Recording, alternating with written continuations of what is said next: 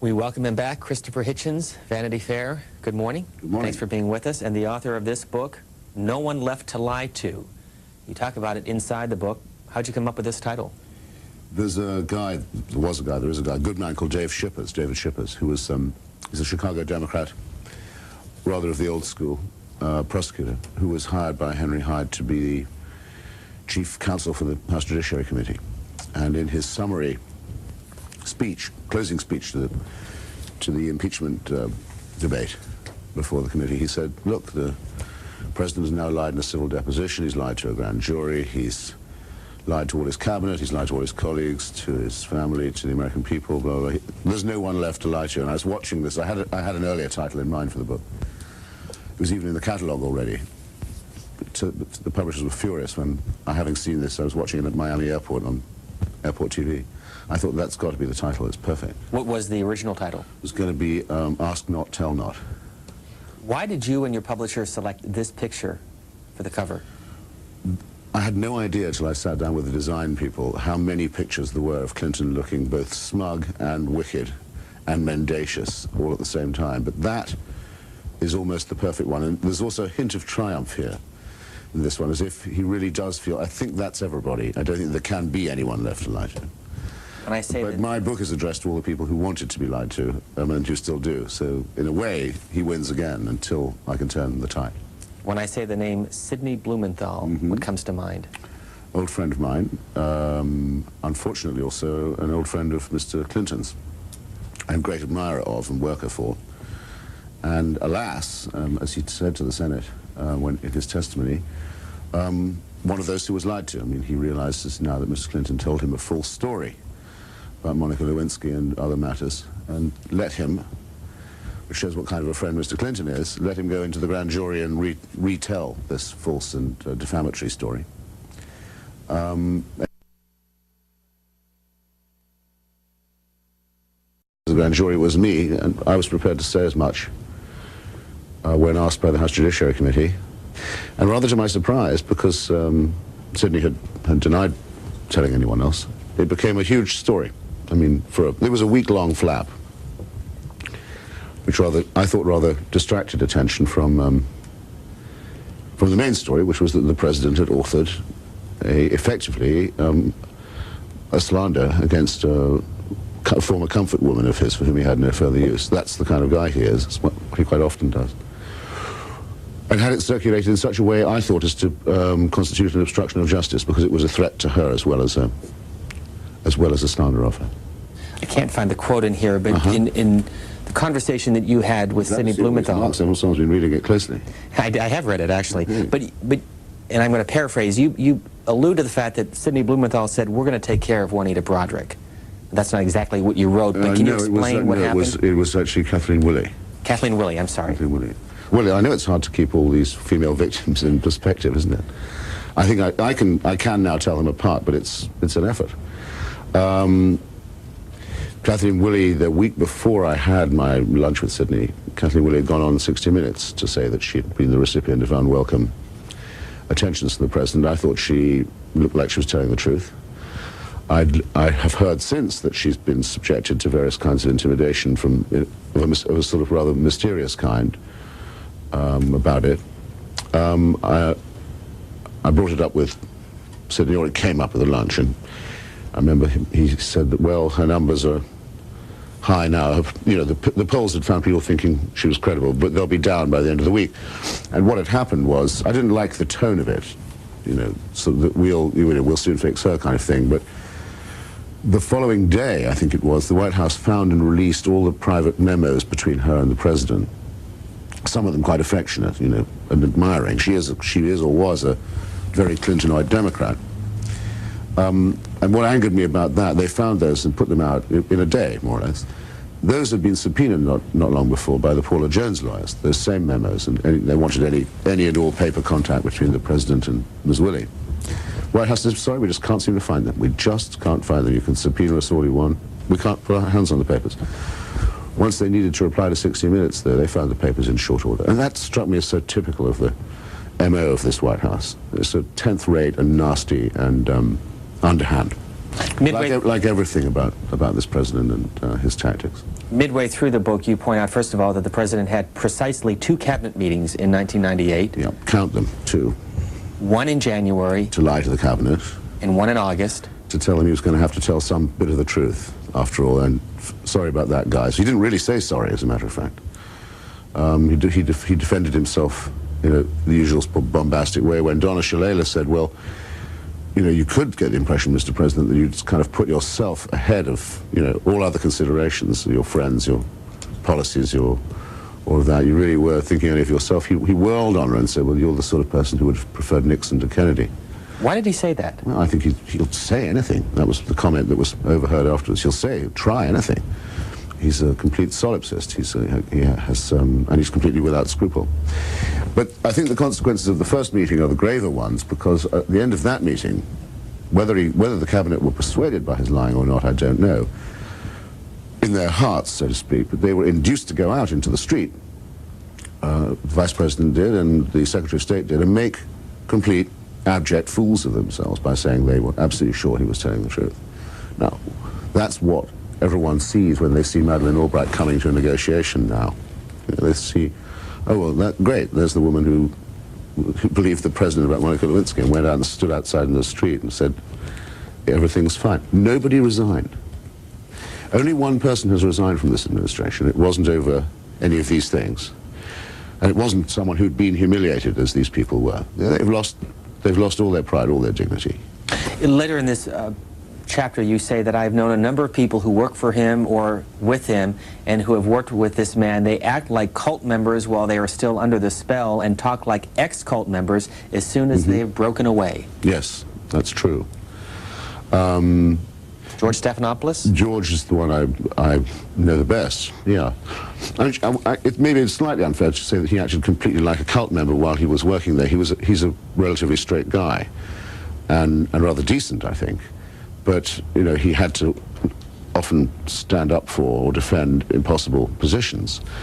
He talks much like an ex-cult member now he's left there. He talks like someone who will say, this is, believe it or not, trust me, I used to believe this. This is how I used to think. And now, I can't imagine how I did, but I don't think it anymore. That was what made it familiar to me. And let me bring up one other point, and then we'll get to calls. You talk about you were smiling, I encourage you. Well, I'm laughing. Let me read this, and then I'll have you follow up. You talk about David Geffen, Steven Spielberg of DreamWorks, who have contributed close to $400,000 and $236,000 to the Clintons of the Democratic Party, the Waltons of Walmart, $216,000, and Larry and Sheila Lawrence of the Hotel Del Coronado and their associated real estates, $100,000 of contributions by their companies or their employees to the president or the Democratic Party. You go on to say that Mr. Lawrence later achieved a brief celebrity by his triple crown of buying, lying, and dying. Yeah. Explain. Well, he and his wife gave all this money, and therefore they got into the Lincoln bedroom, because, as you know, this president, let me put it like this, maybe because I'm an immigrant to this country, I perhaps am too easily overcome with reverence, but it seems to me one of the things about Clintonism is that it's profaned, it's blasphemed, by turning the Oval Office into a sort of cheap massage parlor, the Lincoln bedroom into a sort of cheap motel for fat cats, and Arlington Cemetery into something that can be franchised for fundraising.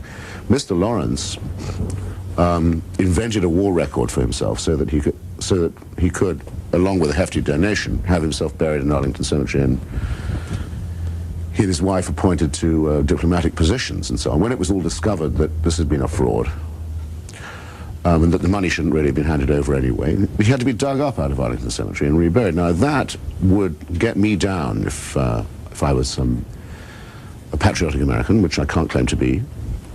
And I was appalled and rather astonished that it didn't get people down, that things that we're supposed to teach the children about, like the Lincoln bedroom, Mr. Lincoln's bedroom, for heaven's sake, used as a motel, the Oval Office used as a massage parlor, and Arlington Cemetery used as a dump for lying fat cat fundraisers. This is appalling, isn't it? And yet everyone said, but these are private matters. Leave the guy alone. Well, my impression is that now that it's over and he's walked, just literally walked, got clean away with everything, and not apologized, and said that he doesn't regard impeachment as a disgrace, that now people are turning away from him. And for reasons they can't quite explain, I have a lot of people come up to me now and say, you know, I didn't agree with you about this, or I don't agree with you about that, but when he comes on the TV now, I can't watch it anymore. So I'm really hoping that that's going to become general. And if he can't be thrown out of office, at least people will turn their backs on him. The book is called No One Left to Lie To. Our guest is Christopher Hitchens, Del Mar, California, on our conservative line. Good morning. Good morning. I continue to be very troubled by the so-called trial that took place in the Senate. I wonder if you can reveal anything to me why a Republican Senate was so accommodating to the other side. I heard Mr. Shippers, who I thought should have really done the trial, say that Joseph Biden, a Democrat who, from Robert Bork's fame, vetoed him. Why did Trent Lott allow this trial really not to take place? Even the Republican senators from Maine didn't want witnesses, live witnesses. I mean, it was, 7 hours of videotape testimony of a president who I believe they all know is unfit to be there, and we probably wouldn't have this war if they had convicted him. Thanks, caller. On the weekend after there was this row about my testimony to the House Judiciary Committee, I did get a call at home, as I'd been told I might, from a senator, a senior Democrat, a guy I actually quite admire. I can't give his name, alas, but who said that he, after what I'd said and other things that he'd learned, he was now determined that he would vote to convict on, certainly on the count of obstruction of justice. I was impressed, and then he began to talk about how, well, maybe the thing's been presented in too partisan a way, and I remember thinking, I wonder if he really is going to vote. And of course, that day, to the lasting shame of the Democratic Party, he voted. Not one single Democratic senator voted to convict on the evidence, which was quite clearly preposterous.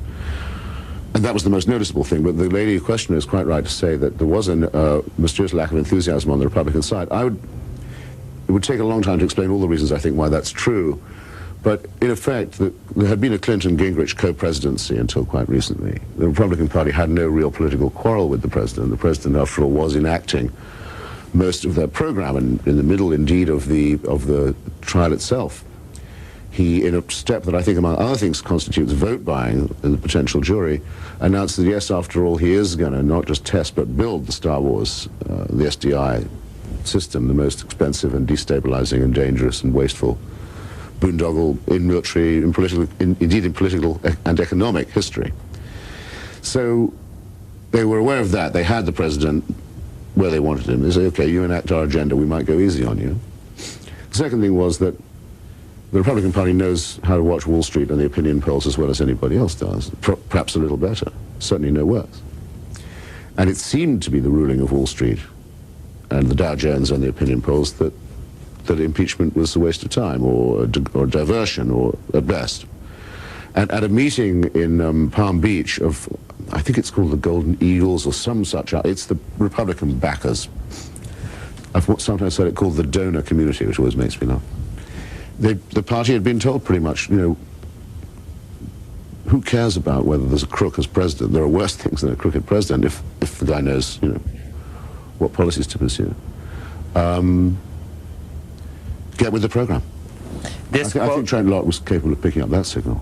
This quote above the title of the book, well-traveled, hyper-educated, pissed off, always funny. Is that how you describe yourself? The quote, we should point out, is from Voice Literary Supplement. It's from a very kind critic in the Village Voice who said that. It wouldn't be for me to say. The pissed off bit I can say is true. Now I know that, which I didn't know till just this moment, that you can say pissed off at breakfast time on C-SPAN. Boone, North Carolina, for Christopher Hitchens. Good morning. I have a question, several questions, and some points I'd like to bring up. One of the questions, kind of rhetorical, would be, why is Mr. Hitchens there wasting all his talents on bashing Mother Teresa and Bill Clinton? It's pretty much a foregone conclusion. And I saw... What's a foregone conclusion? Well, it's pretty obvious with what we've got. We just got to do the best with what we've got. And as far as Mother Teresa, you know, who cares? She did her job. But I saw you on Fox, and looks like Fox found the mother lode of all Clinton bashers, and it seems as though if Fox is going to use you, give Fox 100% Christopher Hitchens. Okay. And one other point is the real reason why we're in Kosovo is probably because the CIA didn't support Tanich, and the State Department didn't support Tanich, the American millionaire who was a true Democrat. That's small d. Okay. Thanks, caller. That reminds me that I didn't answer the other lady's question about how impeachment might have averted this war. Could I just... I mean, Certainly. I try and comprehend both questions in the same answer. I don't believe... no, start again. In my book, I say that I do believe that the president used military force in a capricious and promiscuous way to save his own skin in Sudan last August, the bombings of Khartoum and of Kabul, and also later the Christmas time or impeachment time bombings of Baghdad. I think I've made that case. If you don't find it convincing, I can only say that so far no one has rebutted or attempted to rebut this hypothesis. There's a great deal of evidence to show that the president, on his own initiative, used what should have been American military force for entirely private and corrupt purposes related to his own court calendar. It's the most shocking allegation to be made, I think, against the president, and the appalling fact that it's true hasn't sunk into people yet, because I don't think they can quite take it, but they'll have to face it. And of course it's conditioned the responses of other nations to any threat or promise made by the president, because they know that at least they can suspect him of this, which is not a healthy state of affairs. However, I think there was going to be a confrontation in Kosovo anyway. I don't believe for a moment the president engineered such a thing in this matter. It no doubt suits him that he can pose as commander-in-chief while the Cox report on China is coming out and one or two other things, such as very believable rape allegations, are circulating. But I don't blame him for taking advantage of that. I mean, almost any politician would, and it clearly suits him to do so. He's a lousy commander-in-chief, as you can see from the progress of the war. Not one of the things said by him about why it was being fought or how turned out to be true. But I don't think it's a wag-the-dog state of affairs. Mr. Panic I've met. He was is a Californian Serb, successful businessman, and funnily enough, old political friend and colleague of Jerry Brown's. And there was a time when it looked as if he might, if there was a fair election in former Yugoslavia, he might win. And he was opposed to the atrocities in Bosnia and the totalitarian character of the Milosevic regime. And yes, it is a shame in a way he didn't get more support while he was a live candidate. We don't do anything to help the Serbian opposition. Christopher Hitchens grew up in South England, a graduate of Oxford University. Our next call is from Wichita Falls, Texas. Yeah, Good morning. I was there with the president. Were you? I was at Oxford at the same time, yeah. Did you remember him? Did No. you meet him? I remember the house where he lived, because it was the number of draft resistors were there. And I was a supporter of the anti-war movement. Was it Bodleian College? Balliol was my college. Balliol. Mr. Clinton was at University College. 46 Leckford Road was where they used to hang out, and I used to go around and help dish out leaflets and that kind of thing. The president, unfortunately, turned out to be not a draft resistor, but a draft dodger, which is a quite different thing. I think never to be confused. There were a lot of very brave young Americans in that stage who were prepared to take the consequences of opposing the war. One of the early signs of Mr. Clinton's lousy character was that he wasn't prepared to take those consequences. He just wanted to squeeze through and avoid the draft, which is not a creditable position to take. His roommate, Strobe Talbot? I remember Talbot. I remember Ira Magaziner. I remember quite well. I knew him. Just my luck. Robert Reich, Strobe Talbot, one or two others now I think about it. The name will come back to me. Let's get this call from Texas if you think of it. Go ahead, caller. Thanks for waiting. Good morning. Mr. Hitchens, I think you're about the lowest of life. You have never liked this president. You've never liked him. I want to make a comment, and then I have a question. You have been from the very beginning onto this. You're a Jerry Brown fan and that kind of people. It doesn't matter who it is that you don't like. You run around the Fox, you do all these things, and you lie. You people like you have made a mint off of this president. You write books. You have no sources for it. You sitting there talking about you knew where he lived. Well, I'd like to see the picture. I'd like to see somebody tell me, besides people like you. I've been watching this, and I used to live in West Memphis, Arkansas, by the way, so I know a little bit about Arkansas. I know a little bit about Paula Jones. and I know her relatives, and I know someone that works for the state who is named Paula. So, I mean, this old crap is a little tiring by now, and your books are running out, and I hope you don't sell one. Now, about Sidney Blumenthal. Why do you want to go and get on to your friends and go on about all this crap? You people are just absolutely sickening. You can't do anything on your own. You don't write real stories. You put out gossip and rumors about other people. You are sick. Okay, we'll get a response. Thanks, caller. I quite often get asked if I've sort of got Clinton on the brain, you know, and in a way, I suppose I have. I mean, that is partly because, as the lady says, I did, from the very first time I saw him in New Hampshire, I did think there was something revolting about him. Not something more than a political disagreement, in other words. I hated his politics and his dishonesty, but I thought there was something potentially monstrous about the guy. This was because, I don't know if you remember the case, but when he was in trouble in the polls over Jennifer Flowers and his lying about her, he went back to Arkansas, of which he was still governor, and supervised the execution of a mentally disabled, in fact a lobotomized black defendant called Ricky Ray Rector. A very cruel and cold and nasty attempt to sort of show that he could be a tough guy. And I was appalled by that, and also by the silence of the liberals about it. And I have, yeah, it's true, I have detested him ever since. What do you think of Mrs. Clinton? It may have upset, it may have made me sick, I don't know. The book is certainly in my mind an attempt to get him out of my system, but I think now I'll have to stick with it until the guy's gone one way or another, which isn't, thank heaven, that long now. As for the Mint, in case anyone wonders, I mean, you try it. I hope my publishers are listening. This is published by Verso, a small house that's the publishing arm of the New Left Review. I don't think I've had an advance yet, and if I told you how much it was, you wouldn't believe anyway, because you'd think I was lowballing it. Mrs. Clinton, I've met... Do you want to say the amount? I think it was $5,000. Which it has to, you know, it has to make that back. So this is why I hope people are going to rush out and get it. $5,000 to write this book. Mrs. Clinton. Mrs. Clinton. Well, I can't understand why people think she's owed a Senate seat. Somehow it seems that after all she's done for us, we ought to find her a place in the Senate. I don't get this at all. What has she done for us except be the self-pitying, robotic defendant of someone who is a pathological liar, almost certainly a rapist, and, as I showed in the book, a minor war criminal. All she's done is say that it's always someone else's fault.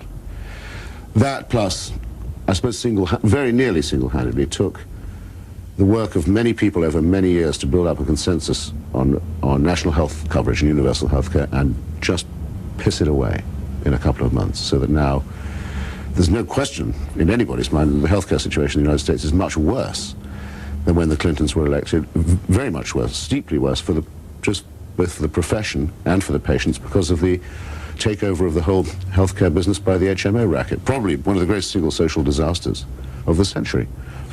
I don't see that she gets a Senate seat for that, do you? Fort Walton Beach, Florida, on our conservative line. Good morning. Hello, Mr. Hitchens. I'm a conservative, and I hope I'll be a contrast to your previous caller. She sounded pretty conservative to me. Position on Mr. Clinton, even though we have different ideological views. My comment is, I would like to ask your opinion or to get your comments on the comparisons that have been made to what's going on in Kosovo. A lot of people have compared the situation in Kosovo to what's happened in World War II and Hitler, and also to the beginnings of World War I. I think a more appropriate comparison would be to what happened in Waco under Janet Reno, and the massacre of innocent people in that situation. Here you had a despotic individual that was supposedly, or it was rumored, was conducting atrocities on the people that were under his control, and then you had the government step in and with their jackbooted thugs came in and actually massacred innocent people in an attempt to right the wrong that they were attempting to do. And my other concern is the lack of response in the country for such a thing. In other words, there appeared to be no outrage. And I'd like you to get your comment on that, please. Well, I don't think there's any comparison at all between Mr. Koresh and Mr. Milosevic, and presumably neither do you. I don't know whether you intend the analogy to go that far, since you appear to think that Mr. Koresh was innocent. I mean, I don't know that that's absolutely true. I think there are signs that it wasn't a very nice organization to belong to, especially if you were a kid who hadn't had the option of joining. That's usually true of these cult groups anyway. Doesn't excuse what the Bureau of Alcohol, Firearms and Tobacco did, which, and as you say, it was a means by which we discovered that there was yet another armed and dangerous parastate force in the country that's entitled to come and kick down your door, as if there weren't enough of those already. So I'm with you so far, but Mr. Milosevic is everything that is said of him. I mean, you don't have to call him Hitler and all that kind of thing, but I was in Sarajevo for a while, and I've been in the region a fair bit, and I'm convinced myself that the charge that he's an aggressor and a racist and a dictator and a war criminal are all absolutely solidly true. The tragedy for me of the present war is that it's not being fought for the advertised purpose. I mean, if the war aims were what we said they were, or they were believed to be, namely to get the Kosovo refugees back home and Mr. Milosevic out of power, I would be impressed, but it seems to me that can't really be the objective. The objective seems more to boost the credibility, another overused word, of a cumbersome and discredited NATO alliance. Westminster, Maryland, good morning on our moderate line. Moderate line? Good morning. Liberal, moderate, and conservative. I had no idea. Yeah. Go ahead, please. What about extremist? Where are my friends? I'm an ex-extremist. Yes, from the left. But I consider myself a moderate now, comparatively speaking. I take Mr. Hitchens as being part of a great tradition on American television that began, I think, probably with Gore Vidal. That's too kind, but I'll do my best to accept it with grace. I have a great deal of trouble with the ability of the American people to actually sum up and get angry about Kosovo, its policy and its effect. If you looked at the condition of the average Albanian Kosovar, as they call them, prior to the bombing and now, what have they won? I mean, their world has been lost, and I'm afraid that American policy has, without an exit strategy, has no way of getting them back.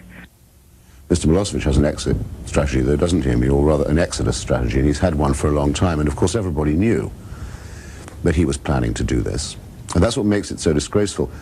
Mike Kelly did a very good column about this in the Washington Post a little while ago. He noticed the press briefing given by Prime Minister Massimo D'Alema of Italy, the new Italian leader, who'd been in Washington a couple of weeks before the bombing, and had been to see the president, because Italy's the frontline country. It's the nearest to Albania. That's where the air bases are, and that's where the refugees are going to try and head. If they can splash their way across from Bari, that's where Albanians always try and go. So in all those three ways, Mr. D'Alema was entitled to ask, what the real plan was. And he said in his briefing, so I asked the president, what will you do if we bomb and it doesn't change Milosevic's policy, but he does turn on the Albanian Kosovo population, civilian population? Perfectly good question. I mean, anyone, he would have been a fool not to ask it. And he told the press that the president looked at him as if he was hearing the question for the first time, as if that thought had not occurred to him. And that he then turned to Sandy Berger. I'd hate to be in a position where I can only rely on Mr. Berger for advice, I must say. And said, well, what would we do, Sandy, in that situation? And Berger said, well, I guess we'd just keep on bombing. Well, this is outrageous.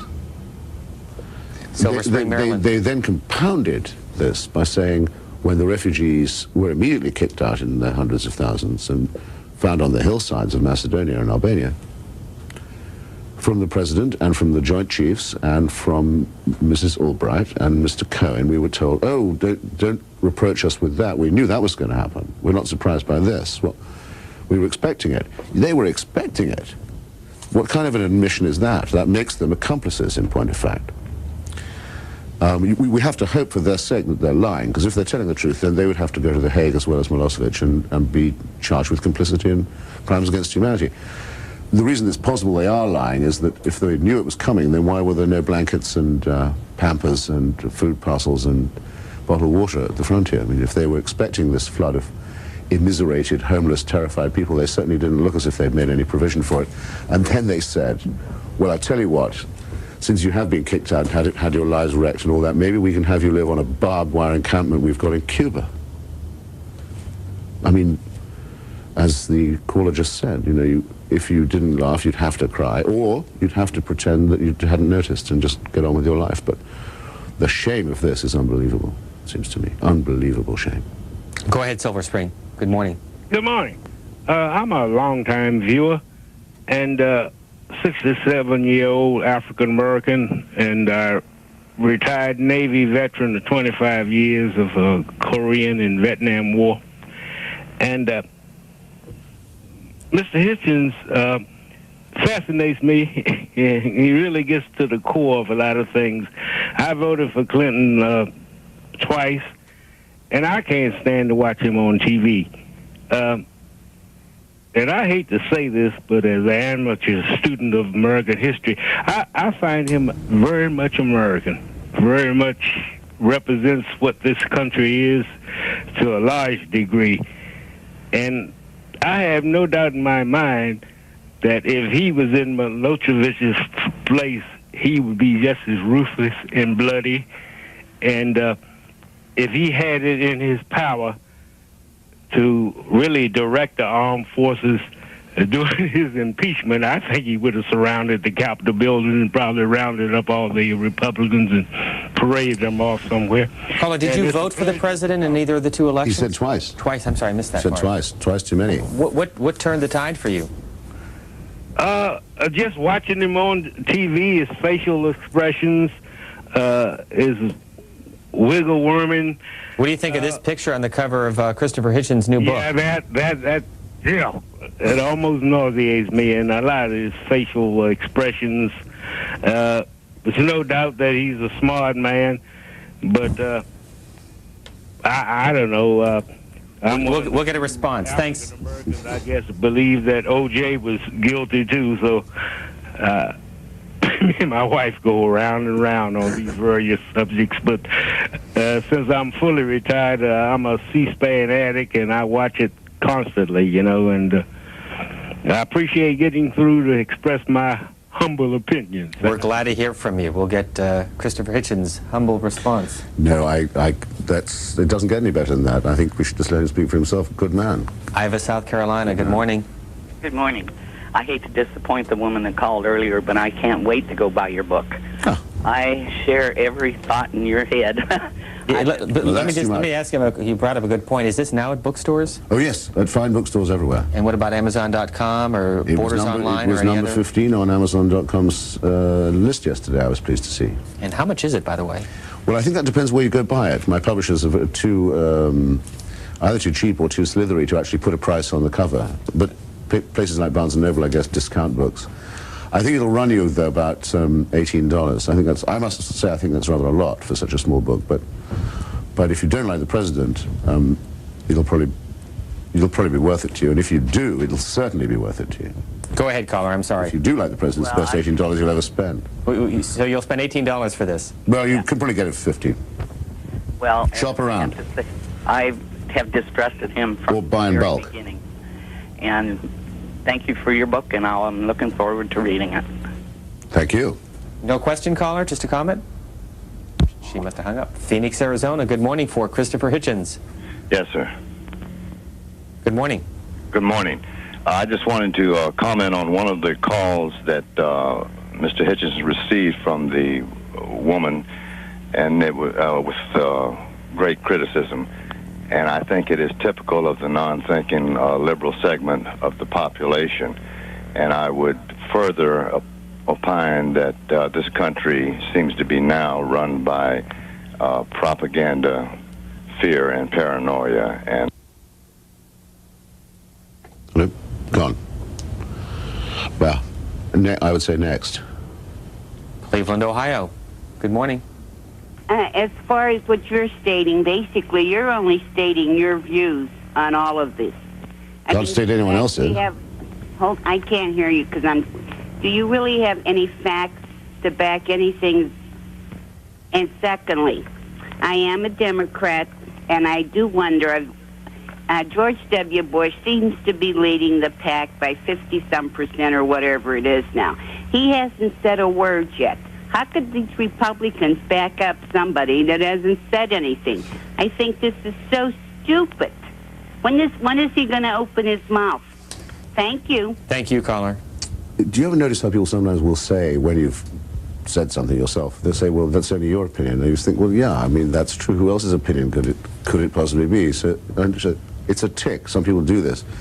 That's my reply to that. As to assertions of fact, yes, I do, and the book contains one or two of those. I mean, the most, so to speak, damning or horrendous accusation I make against the president, which I've made elsewhere, and in print and on the air, that he did wag the dog over Khartoum in August, and Afghanistan in August, and Iraq in December. I wouldn't, believe me, I'm not ducking your question, but I have put it out in print several times. No one has yet come up with the argument that disproves the evidence as I lay it out, and the timeline as I lay it out. The way, for example, I'll give you one fact, that the president wouldn't consult the Joint Chiefs about launching those missiles. He kept them out of the decision, wouldn't talk to the CIA or the FBI as far as possible, made it a personal presidential matter of caprice, and thus hit the wrong target because there was no time to find out it was the wrong one. And the reason for the hurry was that Ms. Lewinsky was due that day to go back to the grand jury.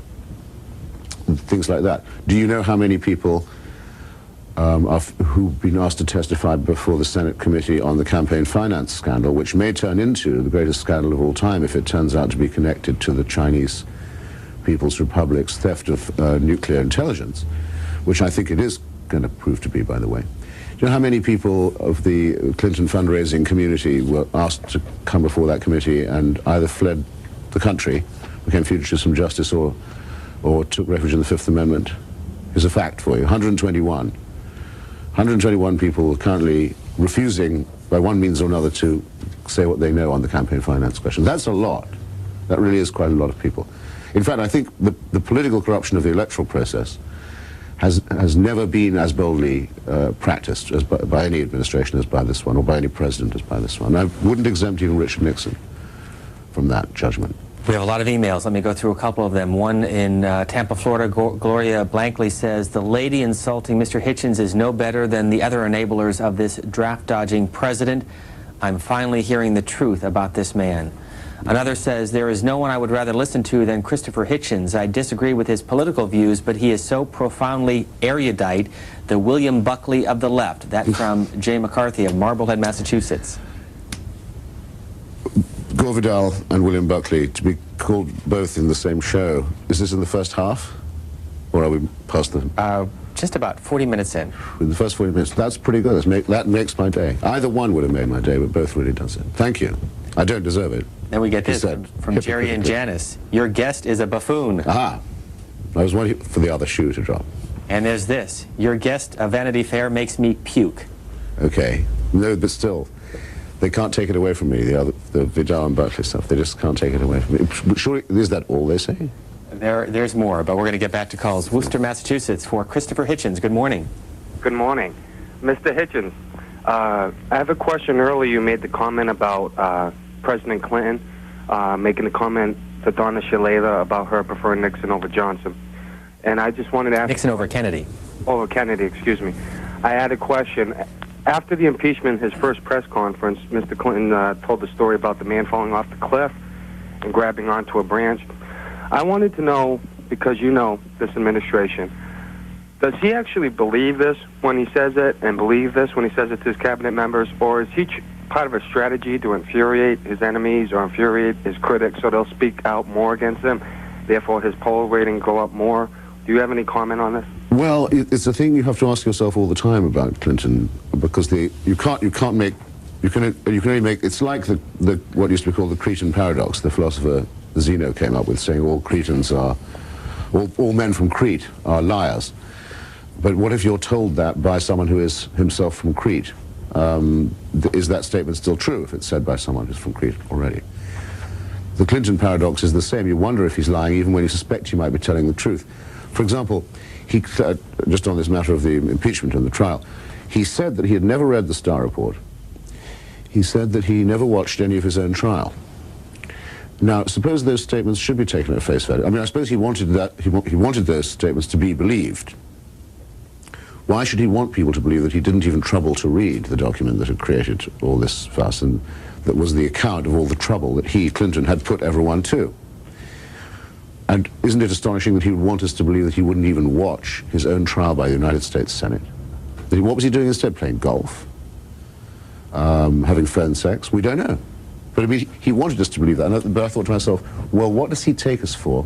Or what is he really like if he thinks those are clever remarks to make? So, and he does have a very lively sense of his own self-interest, and you can't say he's not good at manipulating public opinion and public opinion polls. But these just seem to me to be giveaways of a personality that's just deeply rotten.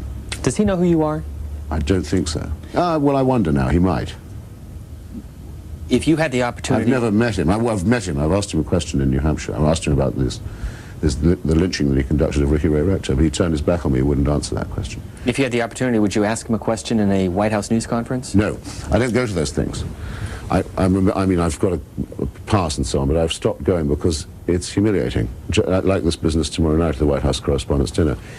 It's embarrassing as a member of the profession to go to these things now because you're being used as part of the furniture. You're part of the effects. You're part of the props, the stage set.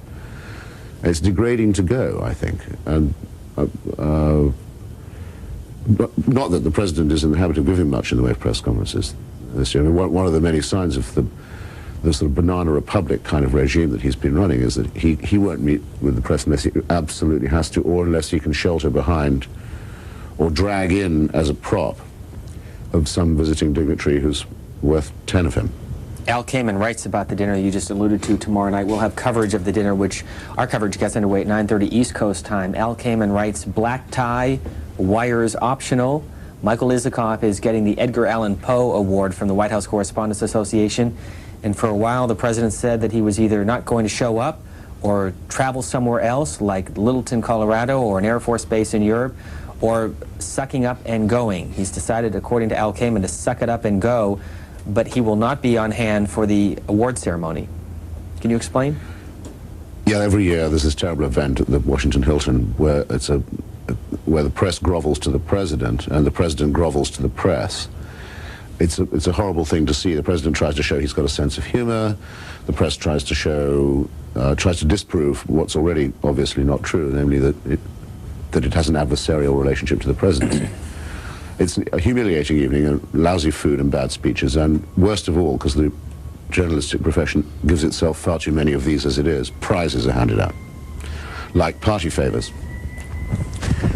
And Mike Isikoff, who is a very good reporter and has written a very good book, has got this prize. And I was trying to persuade him last week, he came to my book party in Los Angeles, that he shouldn't go up to be given the prize by the president. He's got the award, that's an honor, if you like. There's a small check, put it in the bank. You don't have to go and be part of the stage management of this appalling liar and jerk. And if it was a corporation, Newsweek wouldn't let him do it, quite rightly. I don't know what he had decided, but now, unfortunately, Clinton's decided for him that he's not going to be there to hand him the award. So it should have been Michael who said, I wouldn't take it from the president anyway. Ventura, California. Good morning. Well, hi. Mr. Hitchens, I didn't vote for the president either time and have never been much of a fan of the president. But if you compare this president and presidency with the previous presidencies and the kinds of things that happened inside those administrations and the kind of foreign policy that they used and the kind of economic policy that they used, this one may have this odd style, but in the end, it's not a whole lot different, you know. Well, I can certainly see the force of that point, but I'd add one observation, though, which is part of the motive for my book. My book is, in a way, it's an address to American liberals and to American liberalism. When Mr. Nixon and Mr. Reagan and Mr. Bush did the sort of things I imagine you have in mind, either at home or abroad, there was always a section of the population, quite a large one, in fact, and in the academy as well, and on campus, I mean by that, and in my profession and elsewhere, who at least claimed they weren't taken in by it and were prepared to oppose it. With Mr. Clinton, however, enacting, for all practical purposes, a conservative Republican agenda, agenda is a word I hate, but there's no alternative to it, liberals went quiet, they went dead, they couldn't criticize him. In fact, they often not just went quiet, but they noisily defended him with completely preposterous and illogical syllogisms such as, well, it's a private matter if he's corrupt. It's his business. It's no concern of ours. Everybody lies, they said, as if everybody lied in that way. Which meant that, in fact, there was no political opposition left in the country, except the extreme right, or some of the extreme right, and the religious right. Well, that's the situation we've never been in before, where the consensus, a consensus is completely bodyguarded and absolutely corrupt and worthless politician. So I thought that made it, for me, more serious. And so the book is a riposte to all those who tried to carry the guy when it was possible to have seen through him. Kauai, Hawaii, for Vanity Fair's Christopher Hitchens. Good morning. Hi, good morning. I'm a little bit nervous, so, bear with me. What time is it there? I actually don't know. I kind of sit up and watch C-SPAN a lot. What I wanted to ask Mr. Hitchens was, why does he have an opinion as to why is it that hate is is such a strong thing? I mean, I knew him from a long time ago. I used to admire him a lot and everything, but I feel like he's getting so consumed with it, and it's not good for him. I think that I don't know. I feel kind of bad for him. I feel bad for Bill Clinton. I feel bad for him. It's like the hatred is just, it's making everybody do things that maybe ordinarily, they wouldn't do, and it's going around so much. I mean, you hear it on talk radio shows, and, and I mean, like, it's just, I mean, people could, if they could just step back a little bit, like Mr. Hitchens, for instance, he could just step back. I mean, he brought it back to maybe the reason he hates Bill Clinton is from the time when he did that, the execution thing, which I don't know the full story of, but I mean, I just want to ask him, I just want to ask him as a human being to another human being if he could try to, just step back a little bit and kind of see other things about Bill Clinton. He's not a perfect person. He really isn't. He's very imperfect, but he does have good, a good side, like everybody else. I'm sure he does. Mr. Hitchens, I'm sure you have some things that are good about you and some things that are not perfect. I'd be glad to think so, certainly. As she says, she doesn't know about the Ricky Ray Rector case, the killing of this defenseless and disabled man, but very few people do. Whereas if a Republican candidate had tried to extricate himself from a tough primary by killing a lobotomized black man, I think that the name of that man would be very well known by now, because among other things, the liberals in the press would have made a big stink about it. The appalling thing about Clinton is that he's been able to do these things and not be questioned by the liberal community, the liberal constituency. Sorry, I'm not going to step back, ma'am. I can't oblige you. Among other things, I have a book to sell, so I have to go out on the road with nothing but a smile and a shoe shine. Seattle, Washington, good morning. Hi, I'm a little nervous. I've never done this before. So, it's a nervous line. No need to be nervous. Go ahead, caller. Well, I followed Mr. Hitchens for a long time, at The Nation and all that, and a good writer because he infuriates me one time, and then I totally agree with him the other time. I do take umbrage at the description of Sister Mother Teresa as the ghoul of Calcutta. I thought that was a bit much. But as far as this third way that Mr. Clinton and Mr. Blair, whom I throw on the same boat, are furthering, is this Kosovo and NATO agenda part of that? And does this third way take into account the cultural differences, or is it in fact their desire for a monoculture oligarchical type system that overrides the cultural differences between people? Well, does that make sense? Yes, it does. Though I'm not absolutely certain what you... I think I'm going to make a guess as to what you mean by the second point. But on the first one, I think it certainly is true of Mr. Blair, who is politically, or you might say ideologically, sympathetic to Clinton and similar to him, though I don't really think Clinton has any ideology beyond his own selfishness and the needs of the hour. But call them political twins, if you like, and the third way is the name they give to their project. Mr. Blair, I think, has convinced himself over the question of Serbia and Kosovo that it is possible for people of his generation born since the Second World War, Mr. Blair's even younger than I am, to fight a war that is definitely not motivated by self-interest or by empire or by any of the things that people used to suspect war of being motivated by, and that is international and legal and humanitarian. I mean, I think he thinks that would be the achievement of his generation. So yes, that's true, and I think he thinks it's true of this war, and I must say I think he's picked the wrong war to say this about.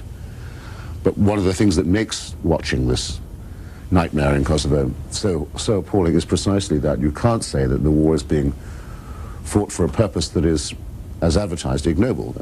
As advertised, the purpose is a noble one. That's pessima corruptio optimi. I was taught when I was taught Latin, which I now don't remember much of. It means the worst is the corruption of the best.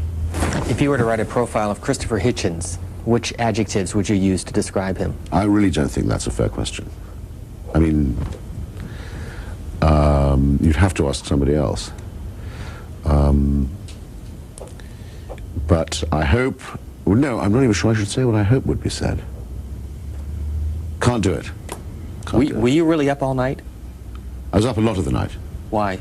I've had a lot of work to catch up on. There's a lot of work I've got to do before I can go off on the road, which I'm about to do. I'm about to set off on a little tour of the country, beating the bushes. The smile and the shoe shine are coming into play. When do you work best? Late at night, as a matter of fact. Probably a shame, that.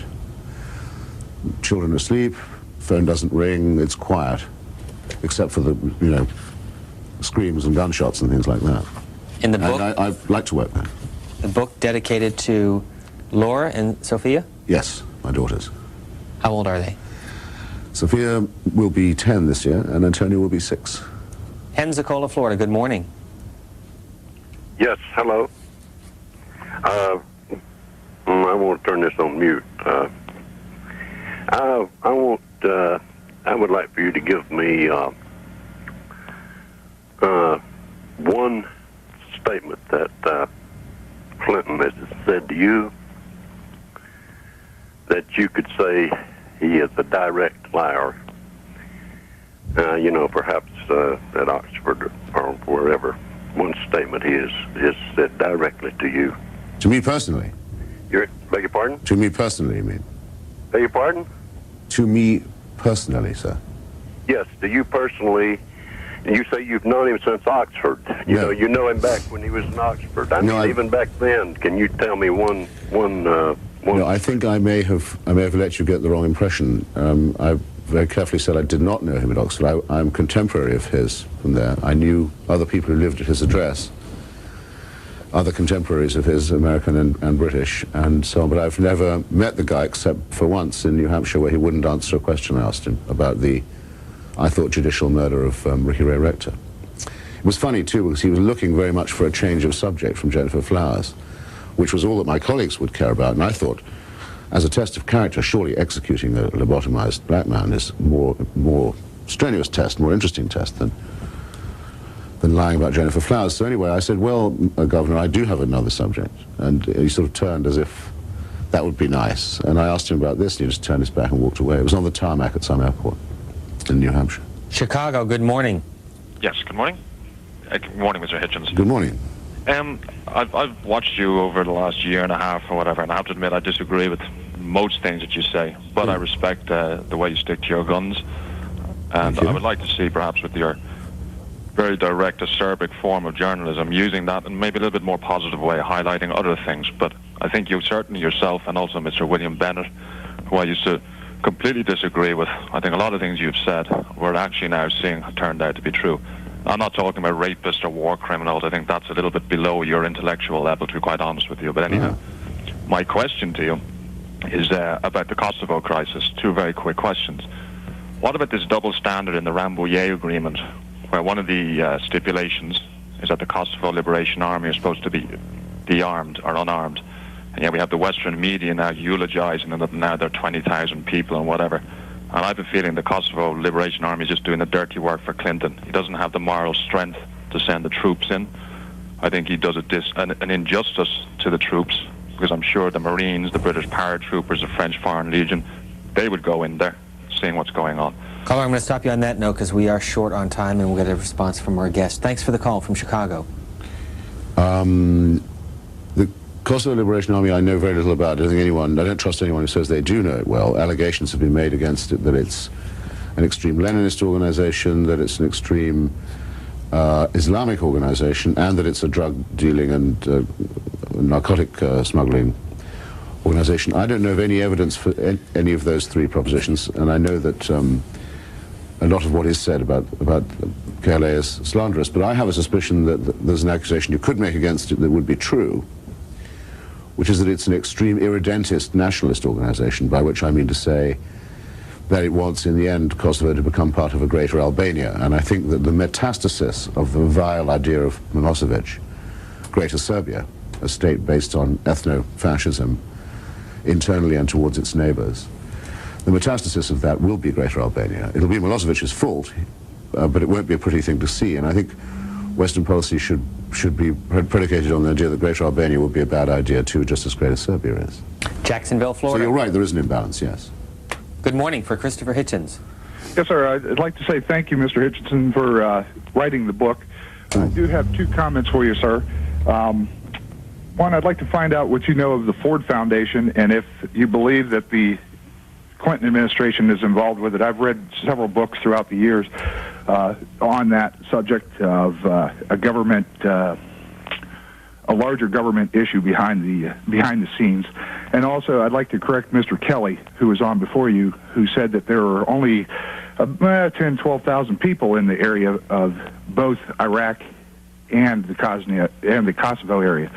But the fact is that there's better than 50,000 people that are deployed from the United States over there right now. Military personnel. Affirm. Okay. From the actual United States, pre-deployed, not stationed overseas. There's better than 50, almost 75,000 involved. And I believe it was just the other day you had Representative Gilman on talking, and he said that the war over in Iraq is over.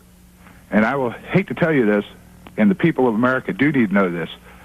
Your military is still out there on the line every day, flying over these countries, and nobody believes the war is over, even though we're not bombing every day as we are now in Kosovo. Appreciate the call. Thank you. I can't help him on the Ford Foundation. I'm sorry, sir. I have no information on that. What is triangulation? Triangulation is three-card Monte, really. It's a fancy name for three-card Monte. It's a name. The fancy name is coined by Dick Morris, a sleazy political consultant, ultra-conservative, used to work for Jesse Helms, unscrupulous money man and bag man, and occasional procurer of women also for the president, and until recently, his only male friend. The idea of triangulation as a strategy is this: you steal the Republican Party's program, adopt it for the Democratic Party, hope you can bring the donors along, the Republican Party's donors along with you, which you often can. Then you're faced with the task of shoring up or reassuring your own constituency, and that's done by means of a sort of cheap and superficial political correctness, by which I mean Mr. Clinton was very good at going to different constituencies and suggesting that they wouldn't be safe if there was a Republican majority, to women about abortion, for example, to some civil libertarians about the Supreme Court. He's very good at resorting to that kind of thing when in a corner, for example, on this China scandal, which I think still might be the death of him, if half of what we suspect is true. His first response is to say, but this is just Asian bashing. Now, no one had done any Asian bashing. There was no suggestion at all. There wasn't, I think, even an undertone of chauvinism in the pointing out that a lot of Mr. Clinton's donors were acting for foreign powers and major Asian foreign corporations. Immediately he turns it into an, before anyone said anything, well, this is Asian bashing, as if to appeal to, you know, a latent rainbow coalition. That's the way the trick is pulled, and that's where triangulation gets you in the end, by the way. As you may know, we're spending a lot of time on this network looking at the 41 men who have served in the White House, 41 American presidents, 42, but one served non consecutive terms. What is a fair amount of time in order to judge President Clinton through the prism of history? Oh, I think his place in history is secure already, don't you? I mean, I really don't think that there can be much doubt about it, that people will say his was a regime of nothingness punctuated by nastiness. 8 years eaten by the locust. The time when the possibility of denuclearizing and disarming large parts of the world, he was the first real post-Cold War president, was simply thrown away.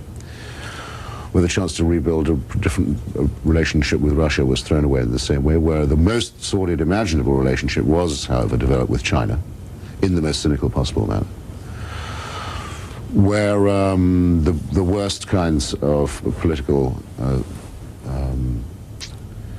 trickery were practiced, where the healthcare argument was lost perhaps for a whole other generation, and where the standard of public life and of what can be expected of a public servant was allowed just to collapse in free fall. You know, nothingness punctuated by nastiness is what it will. You don't need to wait for a verdict on Mr. Clinton. The book, No One Left to Lie To, by Christopher Hitchens, now out, published by? Verso, V-E-R-S-O. Thank you very much for being with us. It's always a pleasure. Thanks for having me.